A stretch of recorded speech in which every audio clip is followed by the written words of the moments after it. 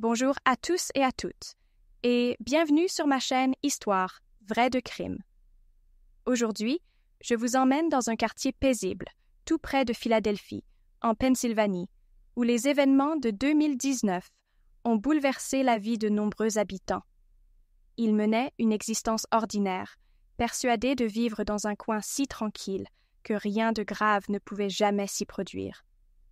Or, derrière les façades souriantes et les potagers bien entretenus, un mystère glaçant s'est progressivement noué autour d'une femme apparemment parfaite, Jessica Morgan.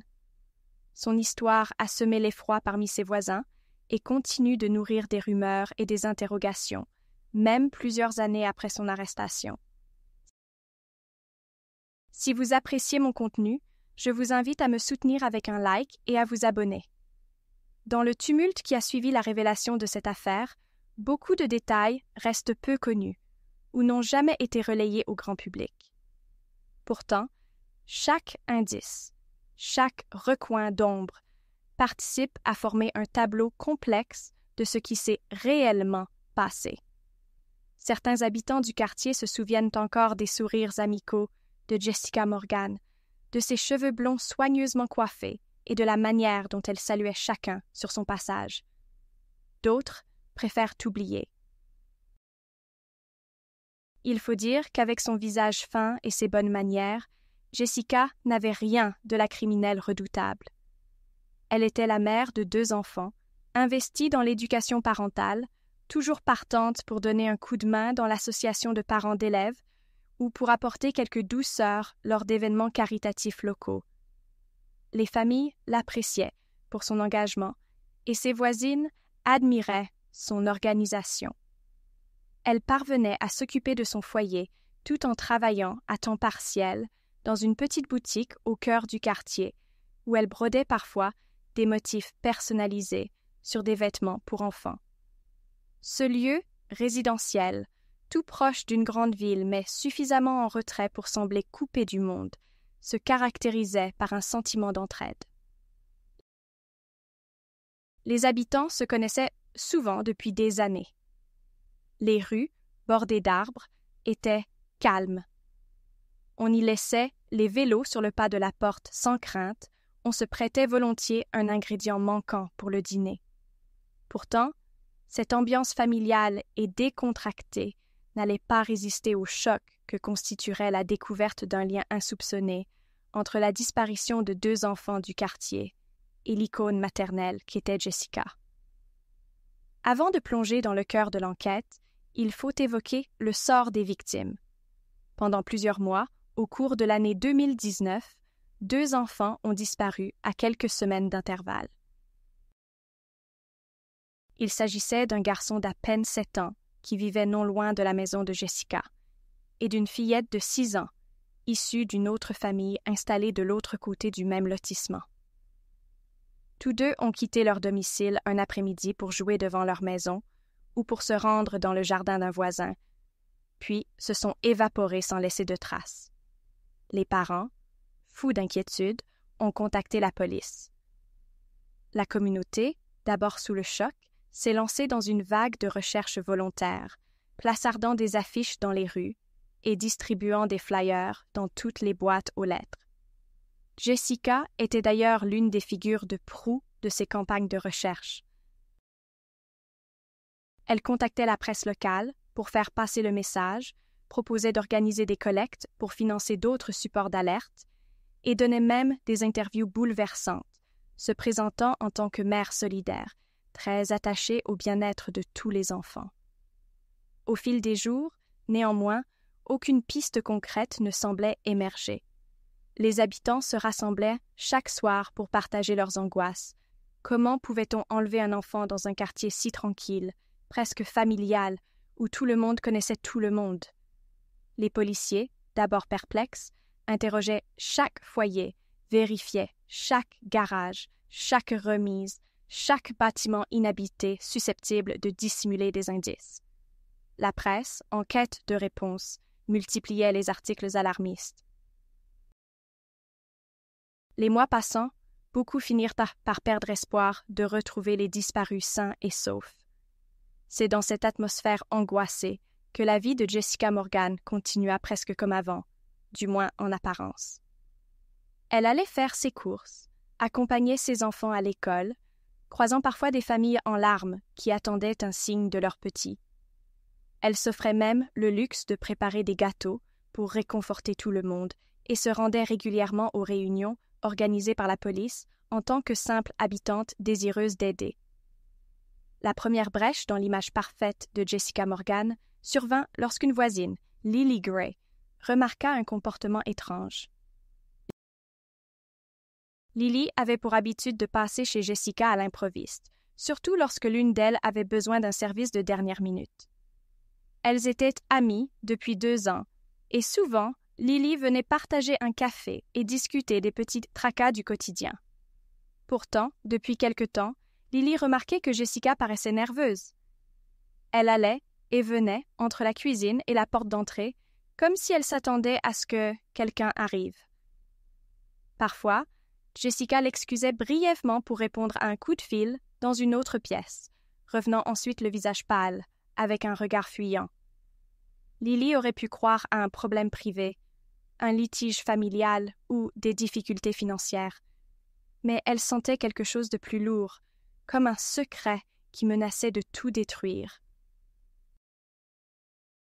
Un soir, alors que Lily rentrait tard d'un entraînement sportif, elle vit une silhouette masculine se faufiler dans la maison de Jessica.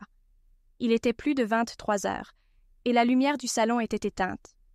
L'homme semblait porter une veste à capuche, et Lily ne put distinguer ses traits.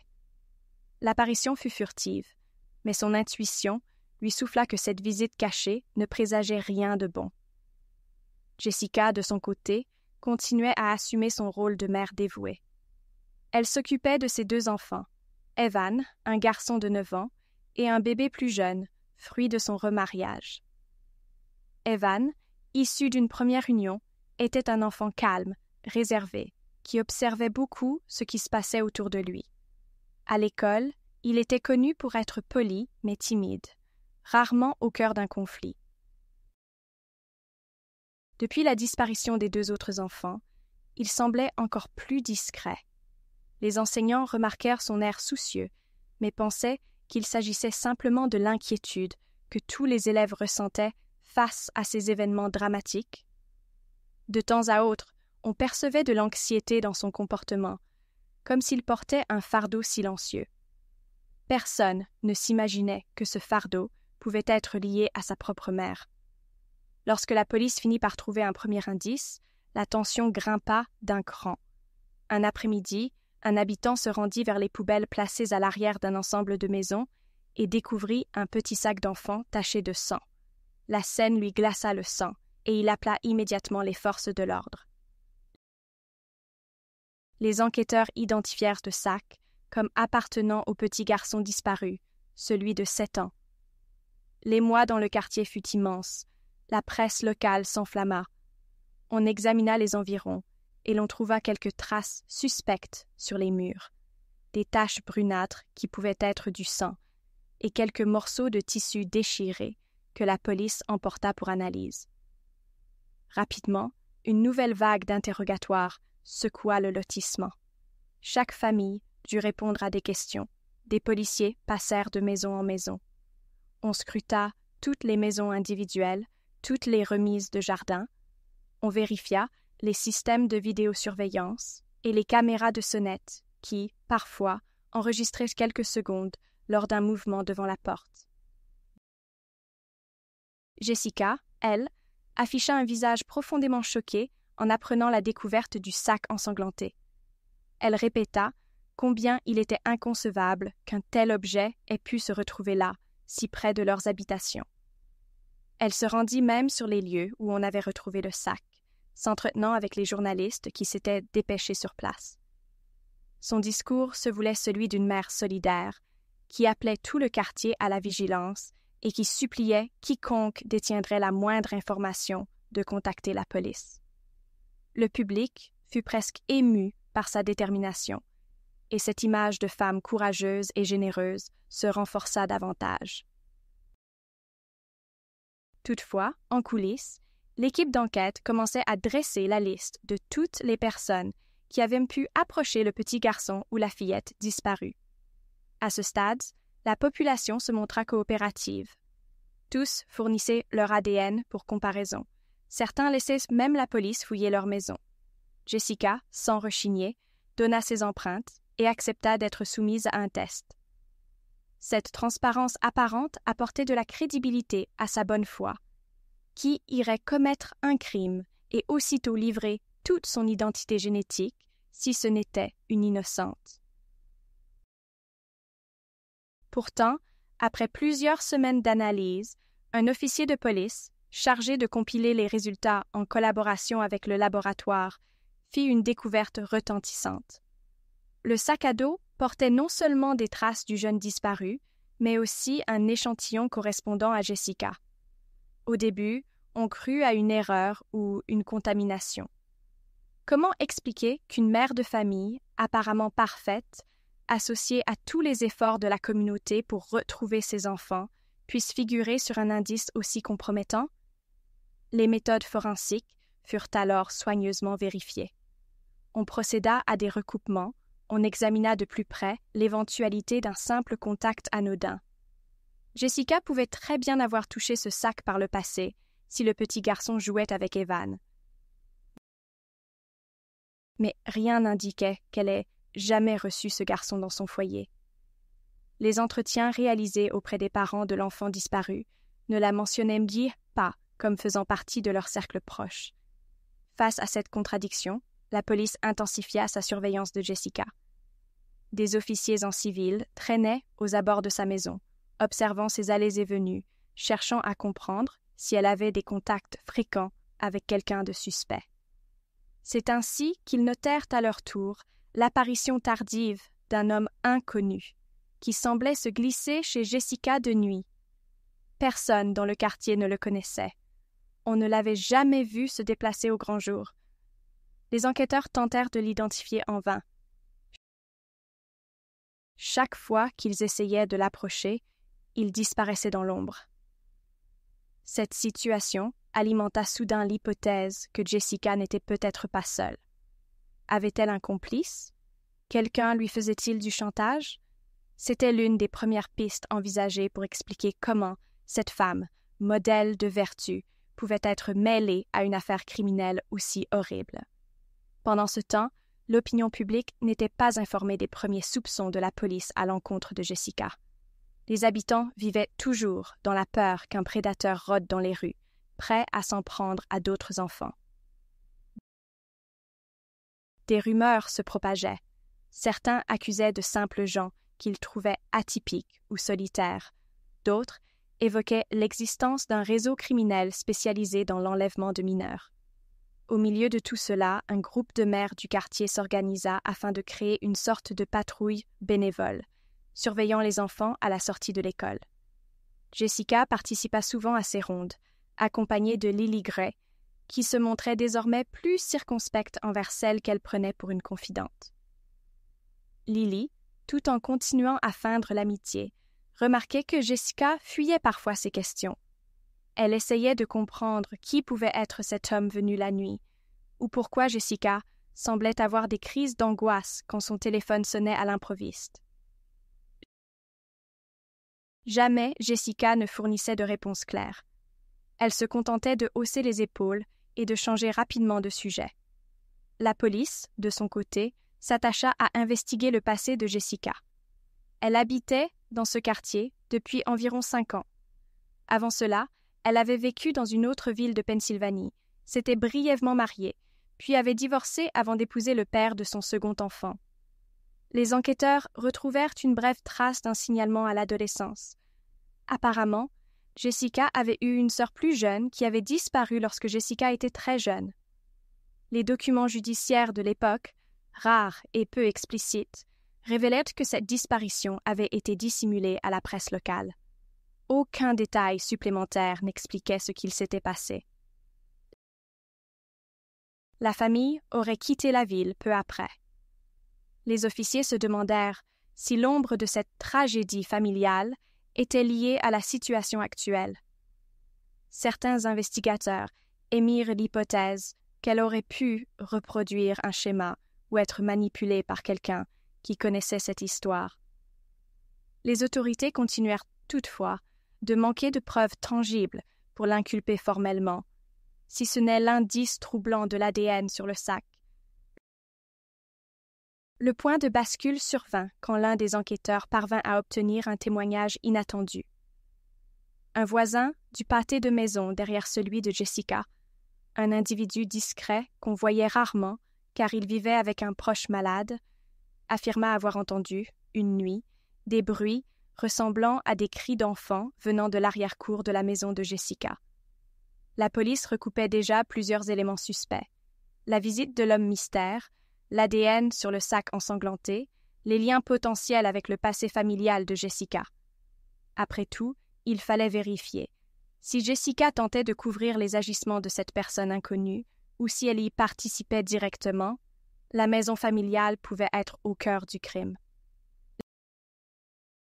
Les détectives décidèrent alors d'intervenir au sein du domicile de Jessica avec un mandat de perquisition. Un matin, alors que Jessica accompagnait Evan à l'école, ils passèrent la porte d'entrée, procédèrent à l'inspection méticuleuse de chaque pièce, fouillèrent la cave, le garage, la cuisine, jusqu'à l'abri de jardin à l'arrière de la propriété. Ce qu'ils découvrirent ne fit que renforcer leurs soupçons. Dans une pièce fermée du sous-sol se trouvaient divers objets qui semblaient appartenir à des enfants. Des figurines, des vêtements de petite taille, une couverture enfantine, entassée là sans raison apparente. Il était encore trop tôt pour savoir s'il s'agissait de possession des 2 enfants disparus, mais les enquêteurs jugèrent cet amas d'indices très inquiétant.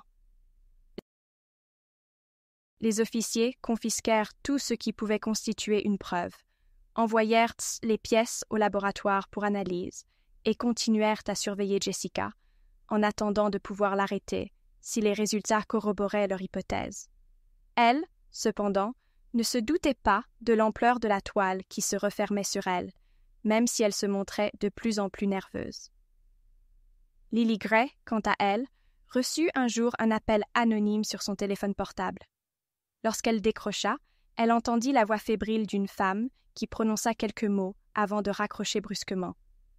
Lily, troublée, n'arrivait pas à déterminer l'identité de cette interlocutrice, mais elle trouva que la voix ressemblait vaguement à celle de Jessica. Les mots murmurés disaient « Ils savent ». « Aide-moi !» Lily se demanda si Jessica essayait de la contacter, de lui demander secours ou de la manipuler. Elle prit alors l'initiative de parler aux détectives qui supervisaient l'enquête, sans forcément les accuser, mais en soulignant que Jessica, manifestement, était mêlée à quelque chose de grave. À cette même période, Evan Morgan commença à manquer plusieurs jours de cours. Les enseignants s'en alarmèrent et cherchèrent à savoir s'il était malade. Jessica prétexta une petite infection ou des rendez-vous médicaux, refusant qu'on s'immisce dans son intimité. Evan, d'habitude si discret, se renfermait encore davantage, devenant presque absent lorsqu'il réapparaissait en classe. Ses camarades le voyaient parfois fixer le vide, comme s'il essayait de fuir mentalement une situation trop oppressante. Un psychologue scolaire tenta de l'aborder, mais il se heurta à un refus poli. Les jours passaient. La police se rapprochait de la confrontation décisive avec Jessica. Les analyses d'ADN prélevées sur les objets du sous-sol confirmèrent rapidement qu'ils appartenaient bien aux enfants disparus. Cette fois, l'étau se resserrait. Les enquêteurs contactèrent le bureau du procureur pour préparer un mandat d'arrêt. Jessica ne serait plus simplement soupçonnée. Elle devenait la suspecte principale d'un enlèvement de mineurs, voire d'homicide si l'on découvrait que les petits étaient morts. Avant même que les forces de l'ordre n'aient le temps de se rendre chez elle, Jessica prit la fuite. Un officier en planque la vit sortir précipitamment de la maison, traînant une valise, Evan serré contre elle, l'enfant ayant l'air terrorisé. Ils montèrent dans une voiture gris métal qui ne leur appartenait pas. C'est alors qu'un appel radio se mit à crépiter. un motard de la patrouille autoroutière venait de signaler un véhicule suspect correspondant au signalement. Les policiers se lancèrent à la poursuite. Jessica tenta d'emprunter une route secondaire pour échapper au contrôle, mais le dispositif policier fut déployé trop rapidement.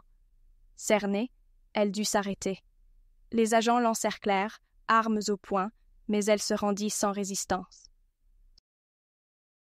Son premier réflexe fut de crier qu'il ne fallait pas faire de mal à Evan.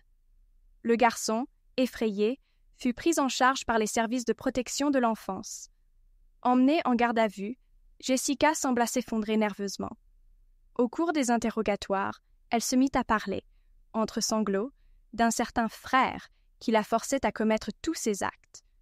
Les enquêteurs, incrédules, cherchèrent à déterminer s'il s'agissait d'un complice, d'un parent, voire d'un homme qu'elle avait connu précédemment et qui exercerait sur elle un chantage. Jessica raconta que, dans son enfance, sa jeune sœur avait été enlevée et qu'il existait dans l'ombre un personnage qui les hantait, un homme sans scrupules qui menaçait de faire encore plus de mal à sa famille si elle ne se pliait pas à ses injonctions. Elle l'aurait toujours appelé frère, parce que, dans son esprit troublé, il représentait à la fois un tyran et un être mystérieusement lié à son histoire familiale, quelqu'un de si effrayant qu'elle préférait lui obéir plutôt que de se rebeller. Selon sa version, ce serait cet individu qui aurait planifié l'enlèvement des enfants, qui lui aurait dit où les garder, comment leur prendre leurs affaires pour brouiller les pistes. Jessica maintenait avoir joué un rôle sous la contrainte, affirmant qu'elle n'avait pas l'intention de blesser les enfants. Elle insista sur le fait que l'homme venait la nuit, qu'il imposait ses règles, et qu'elle craignait pour sa propre vie et celle d'Evan. Les officiers tentèrent de tirer au clair la moindre preuve de l'existence de ce fameux frère. Ils l'invitèrent à décrire son physique, à situer l'endroit où il pouvait résider, à expliquer comment elle l'avait rencontré. Ses réponses restaient vagues, confuses, comme si Jessica mélangeait des faits réels à des délires paranoïaques. Pendant ce temps, une équipe partit explorer la maison et son environnement pour tenter de découvrir des signes concrets qui prouveraient la présence d'un complice. Les témoignages de 2 voisins indiquaient avoir aperçu un homme au visage à moitié dissimulé par la nuit, mais aucun n'était en mesure de donner une description précise ou de confirmer un lien de parenté avec Jessica. En inspectant à nouveau le sous-sol, la police localisa quelques traces de sang et des inscriptions griffonnées sur un cahier, comme des phrases incohérentes évoquant la sœur disparue de Jessica et l'existence d'un sinistre secret de famille. Des psychologues mandatés par la justice commencèrent alors à s'intéresser à l'équilibre mental de la suspecte. Jessica fut placée en observation provisoire, bien qu'elle restât accusée d'enlèvement et d'actes préparatoires à un homicide. Elle assurait qu'elle ignorait où se trouvaient réellement les 2 enfants, qu'elle n'avait fait que les retenir un moment sur ordre de ce frère avant de les libérer on ne sait où. Ce flou terrible effraya le voisinage. Si elle disait vrai, où étaient passés ses petits? Et s'il n'existait pas de complice, Jessica avait-elle tué les enfants? Les enquêteurs ne trouvèrent aucune trace de corps, ni dans la maison, ni dans les environs. Les recherches s'étendirent alors aux forêts et lacs voisins, hélas sans résultat. La procureure en charge du dossier annonça que Jessica serait poursuivie pour enlèvement, séquestration et mise en danger délibéré de la vie d'enfant. Au départ, on envisageait de l'inculper pour meurtre, mais faute de preuves du décès des enfants, qui restaient techniquement portés disparus, l'incrimination fut requalifiée. Néanmoins, la gravité des faits ne faisait aucun doute. Le procès, très attendu, attira une attention médiatique importante. Les avocats de la défense de Jessica tentèrent de plaider une forme de responsabilité diminuée, arguant que leur cliente avait été manipulée par un homme invisible et qu'elle était elle-même une victime d'un chantage ignoble. L'accusation, au contraire, soulignait l'absence de toute preuve tangible de l'existence de ce fameux complice. Les voisins, les amis, toutes celles et ceux qui avaient côtoyé Jessica témoignèrent. Plusieurs indiquèrent son comportement modèle, son apparence maternelle. Lily Gray expliqua que l'amitié qu'elle partageait avec Jessica s'était progressivement muée en méfiance.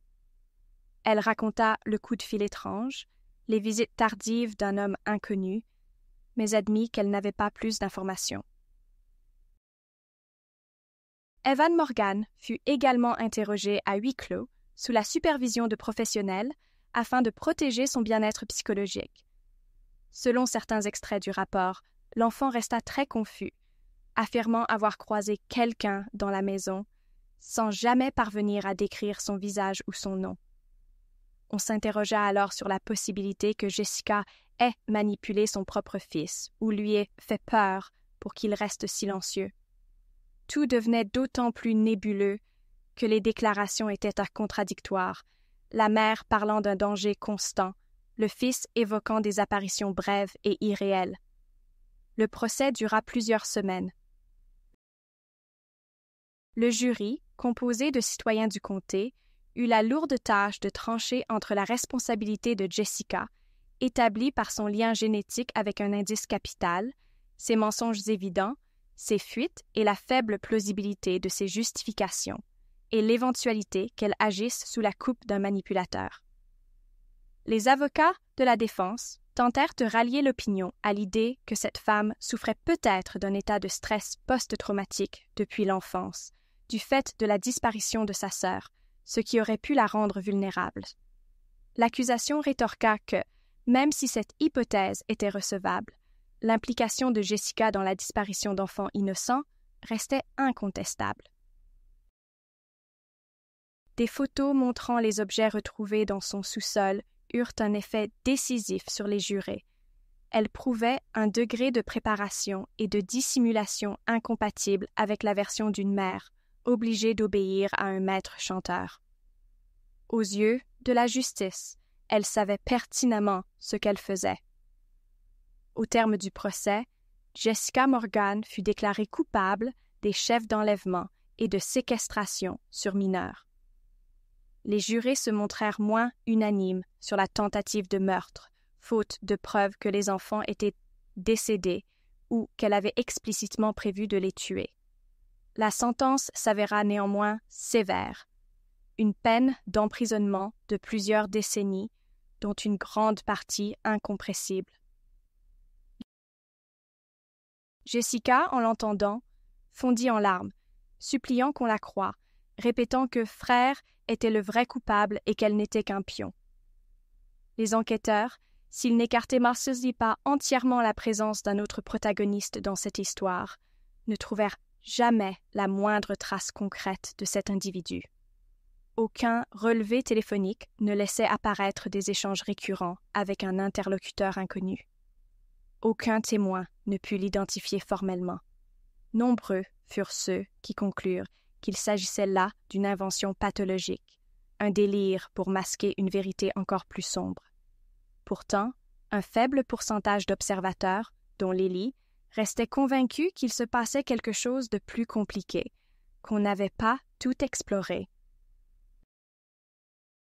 Lorsque Jessica fut incarcérée, une association citoyenne, créée pour soutenir les familles de victimes d'enlèvement, proposa son aide aux parents du garçon et de la fillette disparue.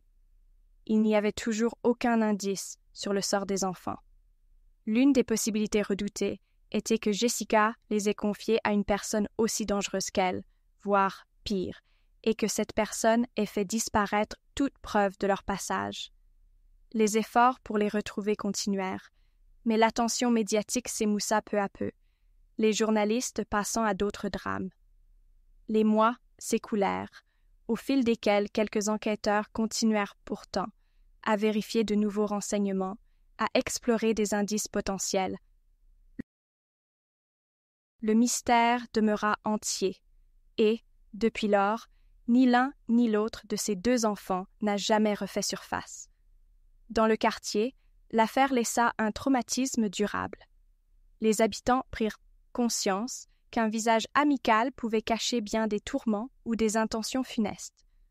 Le lien de confiance, jusque-là si fort, se brisa en partie. Certains n'osaient pas plus laisser leurs enfants seuls dehors, installèrent des caméras, interdirent à leurs petits de rendre visite aux voisins sans surveillance. Au sein de l'école, on organisa des séances de sensibilisation à la sécurité, au harcèlement, à la nécessité de parler lorsqu'on ressent un malaise. Des professeurs et des psychologues furent invités à intervenir auprès des élèves pour leur expliquer comment réagir en cas de danger. Pour beaucoup, l'image de Jessica Morgan restait gravée dans les mémoires.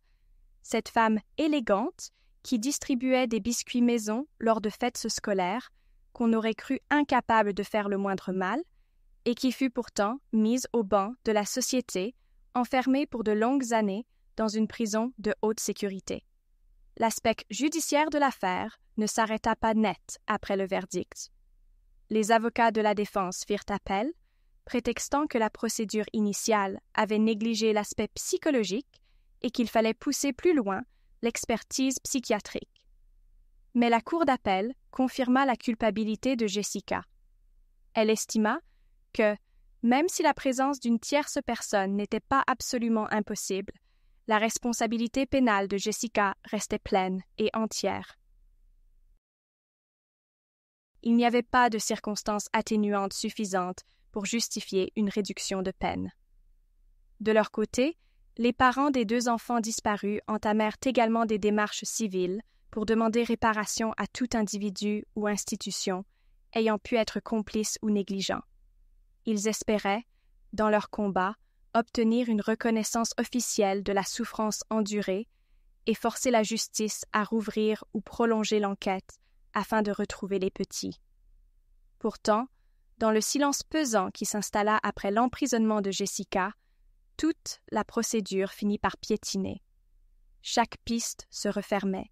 Chaque supposée nouvelle information débouchait sur une impasse.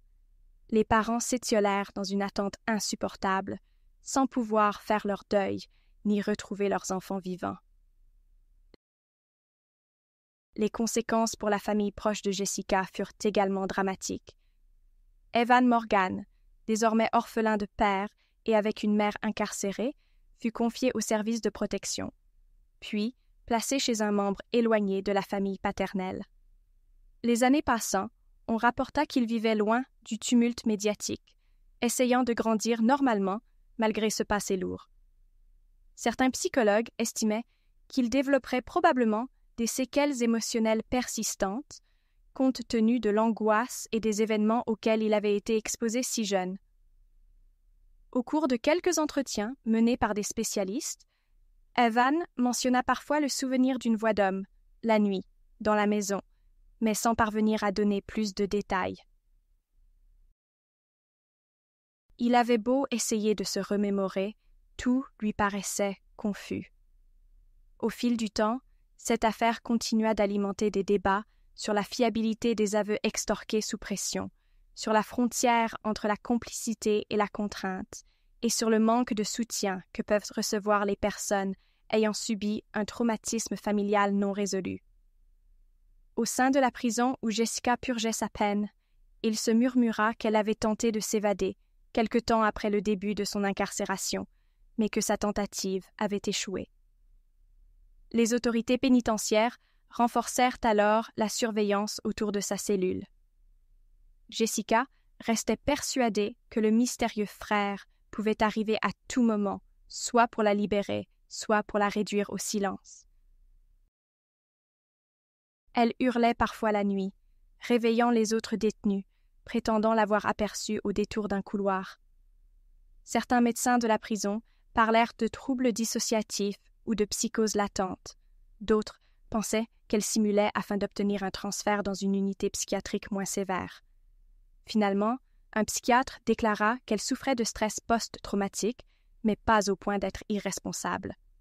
Cette conclusion légitima le fait qu'elle demeure dans le même établissement pénitentiaire, en suivant un traitement de soutien mental. Quelques médias ne lâchèrent pas complètement le morceau. Une journaliste indépendante, bien après le procès, tenta d'interviewer Jessica en prison, espérant obtenir de nouveaux aveux. Jessica refusa de la rencontrer. Alors, la journaliste se tourna vers Lily Gray, qui accepta de livrer son ressenti. Lily se remémora la Jessica enjouée et avenante qu'elle avait rencontrée, la voisine qui lui prêtait des ustensiles de cuisine ou la conduisait lorsque sa voiture était en panne. Elle expliqua combien il avait été dur de réaliser que cette amie pouvait être la responsable de la terreur qui s'était abattue sur le quartier.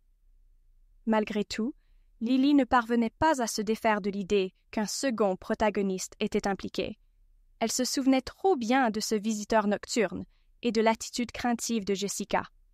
Elle termina l'entretien en soulignant qu'elle ne défendait pas Jessica, mais qu'on devait rester ouvert à la possibilité qu'il subsiste des pans entiers de vérité dissimulée dans l'ombre. L'Association de soutien aux familles de victimes, pour sa part, organisa chaque année une veillée en souvenir des 2 enfants disparus. On y allumait des bougies, on récitait un court texte d'hommage et on appelait la communauté à ne pas oublier, à continuer de chercher la vérité. Beaucoup d'habitants vinrent les premières années, puis la fréquentation déclina jusqu'à ne plus compter que les membres les plus engagés. L'espoir se diluait, car malgré les technologies de la police scientifique et les bases de données, aucun signe de vie, aucun indice nouveau n'était apparu. Certains, amers, croyaient fermement que Jessica avait tué les enfants, qu'elle en avait dissimulé les corps et qu'elle racontait des bobards pour retarder la justice. D'autres, moins nombreux, se demandaient si elle n'avait pas réellement été contrainte, si les enfants n'étaient pas passés entre les mains d'un réseau criminel, si la tragédie ne s'inscrivait pas dans un contexte plus large. Dans tous les cas, la conclusion restait la même. Les 2 familles étaient dévastées et la communauté brisée. Au fil du temps, les différents procureurs qui se succédèrent classèrent plus ou moins le dossier, tout en gardant la porte ouverte à de potentielles informations supplémentaires. De nombreux habitants préférèrent tourner la page, vendre leur maison et partir, cherchant un nouveau départ ailleurs. Ceux qui restèrent s'adaptèrent à un climat de méfiance inconnu jusque-là. L'école, jadis si conviviale, vit s'installer des portails de sécurité, des contrôles d'identité. Les enfants grandissant dans ce quartier n'eurent plus la liberté de courir dans les rues comme leurs aînés avant eux. Les conséquences du crime de Jessica s'étaient durablement ancrées dans l'âme collective, comme une plaie qui ne se referme jamais complètement. Pendant tout ce temps, on reparla parfois de la sœur de Jessica, celle qui avait disparu dans leur enfance. Des investigateurs de la police d'État tentèrent de rouvrir brièvement ce vieux dossier, spéculant sur l'éventualité qu'il puisse être lié aux actes de Jessica. Hélas, les archives étaient lacunaires et les parents de Jessica, retirés dans un autre État, refusèrent catégoriquement de s'exprimer. Ils gardèrent le silence, renforçant l'idée qu'un effroyable secret familial planait au-dessus de la suspecte. Dans une correspondance interceptée par les surveillants de la prison, Jessica écrivit à un proche « Elle est toujours là, quelque part, et lui aussi. Ils ne veulent pas que je parle. » La lettre était signée de son nom et de dessins énigmatiques, laissant supposer un état psychique torturé ou un stratagème supplémentaire pour alimenter le mystère. Personne ne sut jamais à quoi elle faisait référence. Certains la considérèrent comme la preuve que Jessica fuyait la réalité. D'autres y virent un ultime indice à creuser. Cependant, avec le temps, cet écho n'aboutit à rien de concret. Dans la localité, on relate qu'avant son arrestation, Jessica organisait régulièrement des réunions de voisinage axées sur l'entraide parentale. Elle conviait toujours un large public, servait des cookies faits maison, parlait de nutrition, de jeux éducatifs. Elle avait même proposé qu'on crée une sorte de coopérative pour échanger des heures de garde d'enfants et ainsi alléger la charge de chacun. Cette initiative, aujourd'hui, paraît insensée si l'on songe à ce qu'elle a commis. Pourtant, à l'époque, personne ne trouvait à y redire. L'image de la mère exemplaire, souriante, bénévole, était si forte que nul n'aurait osé la remettre en doute. L'horreur, c'est de constater à quel point la façade de normalité peut abriter l'impensable. On rapporte que les jours précédant l'enlèvement du garçon, Jessica s'était rendue à un barbecue dans le jardin de ce dernier, qu'elle y avait bavardé avec ses parents, évoquant l'école, l'été, les cours de natation. Ils avaient probablement vu en elle une voisine accueillante, une maman un peu trop perfectionniste, mais inoffensive.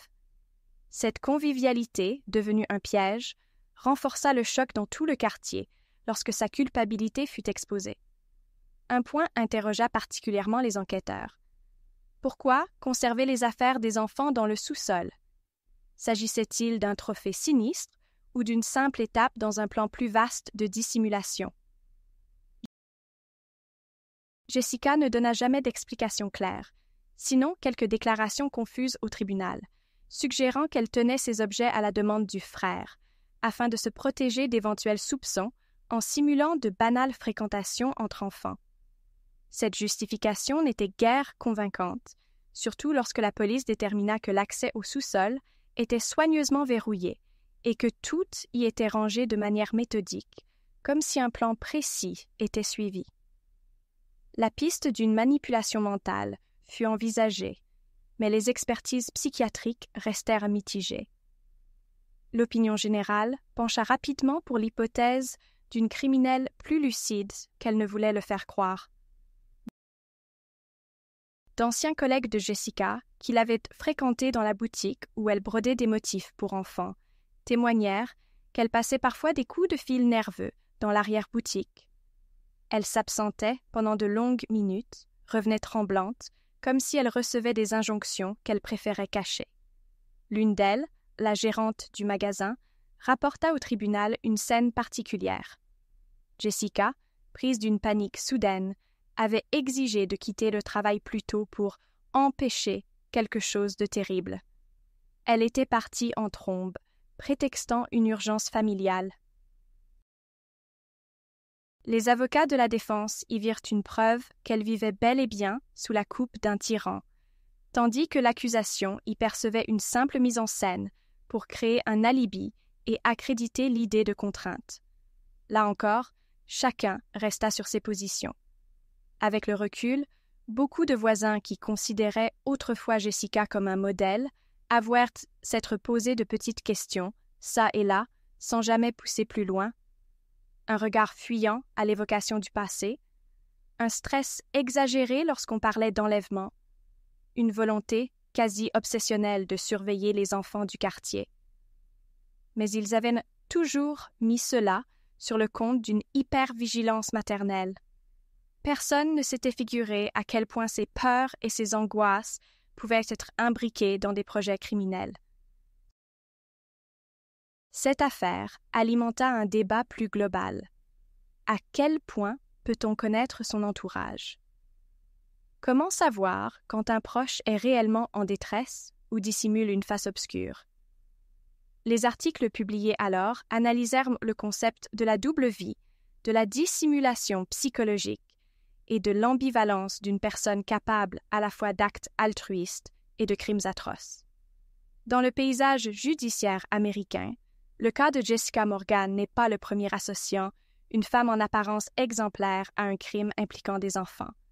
Cependant, la dimension inexpliquée de la disparition définitive des victimes, l'invocation d'un complice fantomatique et l'allusion à un traumatisme ancien confèrent à cette affaire une aura particulière. Les psychologues et criminologues se penchèrent sur la possibilité que Jessica ait voulu rejouer inconsciemment sa propre histoire douloureuse, tentant, par l'enlèvement d'autres enfants, de combler le vide laissé par la disparition de sa sœur. D'autres émirent l'idée que, si un complice existait, il aurait pu être au courant de ce drame familial et l'utiliser comme levier pour la faire obéir. Mais en l'absence de la moindre trace de ce mystérieux homme, on ne pouvait trancher de manière certaine. Les années passant, la conclusion évidente fut que Jessica restait la seule et unique personne inculpée dans l'affaire. Elle purgea sa peine sans que de nouvelles révélations majeures ne surgissent. Les familles endeuillées lancèrent des campagnes de communication infructueuses, engagèrent parfois des détectives privés, tous persuadés que la justice n'avait pas assez fouillé la piste du frère. Les autorités, elles, jugeaient l'affaire close, considérant qu'on ne pouvait plus se lancer à la poursuite d'un fantôme, d'autant moins qu'aucun élément concret ne venait nourrir cette théorie. Pour ses parents brisés, l'espoir diminuait, mais la colère demeurait bien réelle, car le sort des petits restait inconnu, et aucune hypothèse satisfaisante n'expliquait pourquoi Jessica aurait procédé à de tels enlèvements, sans rien exiger en retour. Quoi qu'il en soit, la vie dans le quartier ne reprit jamais tout à fait son cours. Certains résidents, méfiants, organisèrent leur départ. D'autres, au contraire, s'entraidèrent avec encore plus de ferveur, estimant que leur communauté devait se montrer solidaire pour ne pas sombrer. On y vit fleurir des initiatives pour renforcer la surveillance, pour offrir un accompagnement psychologique aux enfants choqués par l'affaire. Les années de pandémie, survenues plus tard, effacèrent en partie cette sinistre histoire des gros titres, mais pas de la mémoire collective. Quiconque passait devant l'ancienne maison de Jessica, désormais vendue à un autre foyer, sentait une forme de malaise. Les nouveaux propriétaires la réaménagèrent, repeignirent les murs, transformèrent le sous-sol pour en faire un espace de rangement banal. Mais certains prétendaient encore entendre des bruits étranges la nuit, illusions ou bribes de récits colportés, difficiles à démêler. Aujourd'hui, Jessica Morgan demeure un nom honni dans le voisinage. Les plus jeunes générations en entendent parfois parler, au détour d'histoires racontées pour susciter la peur. Pour eux, elle est celle qui enleva 2 enfants et brisa à jamais la sérénité des rues ombragées. Les familles des victimes, elles, attendent toujours la moindre lumière sur le devenir de leurs petits. Rien n'a jamais permis de les retrouver ni morts, ni vivants, ce qui ajoute une dimension encore plus insupportable à la tragédie. On ne sait pas si ce mystère sera un jour résolu. De nombreuses questions restent sans réponse. Qui est ce frère dont parlait Jessica? Était-ce une personnification symbolique de ses traumatismes, un véritable individu qui se jouait d'elle, voire la manipulait, ou, plus sinistre encore, existait-il un réseau derrière elle? Chacun a sa théorie, mais aucune n'a pu être prouvée à ce jour. Les enquêteurs les plus chevronnés, au fil des mutations et des promotions, laissèrent le dossier filer entre des mains moins aguerries jusqu'à ce qu'il ne devienne qu'un cas non résolu parmi tant d'autres. Mais, qu'on y croie ou pas, la version de Jessica continue de hanter les esprits, comme si toute cette affaire n'était qu'un long cauchemar issu d'une psyché tourmentée. Je ressens encore le frisson de cette affaire en y repensant, car elle souligne à quel point la frontière est ténue entre l'apparence parfaite et la noirceur la plus profonde. J'ai voulu partager avec vous tous ces détails pour nous rappeler que la vérité dépasse parfois ce qu'on peut imaginer, et que la confiance peut être trahie au moment où l'on s'y attend le moins. J'espère de tout cœur qu'un jour, la lumière sera faite sur la disparition de ces 2 enfants et que leurs familles obtiendront les réponses qu'elles méritent. Merci de m'avoir suivi jusqu'ici. Je vous suis infiniment reconnaissante pour le temps que vous avez passé à écouter ce récit dérangeant et plein de mystères. J'ai d'autres témoignages tout aussi saisissants à vous proposer, si vous souhaitez prolonger l'expérience. Je vous conseille d'ailleurs de jeter un coup d'œil aux vidéos qui apparaissent sur votre écran, elles pourraient vous intéresser. Je vous remercie encore pour votre fidélité et je vous dis à très bientôt pour une nouvelle histoire sur ma chaîne. Prenez soin de vous.